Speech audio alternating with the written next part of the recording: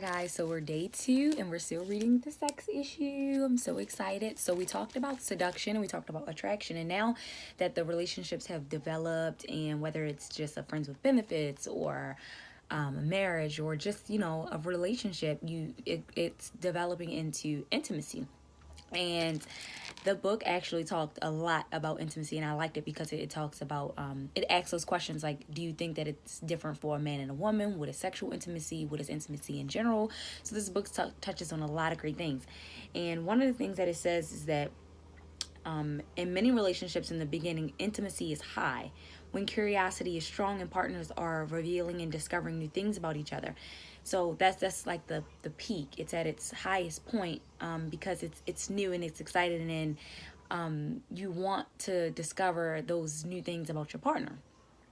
It says that it can start to burn out as there's less things to find out. So the more you feel like you've learned that person, their routine, and you know what they like and all those different things, the intimacy can kind of die down.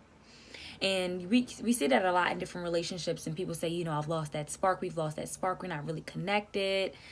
And one of the other things they talked about was, do you think that there can be intimacy without an attachment? And I think that's a really great thing because it's all surrounded on what you define intimacy as.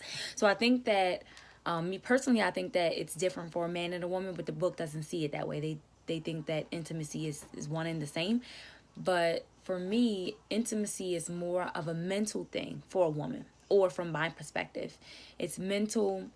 It has a lot to do with the thought process and how you perceive the person, and it's emotional. It's all those different things for me.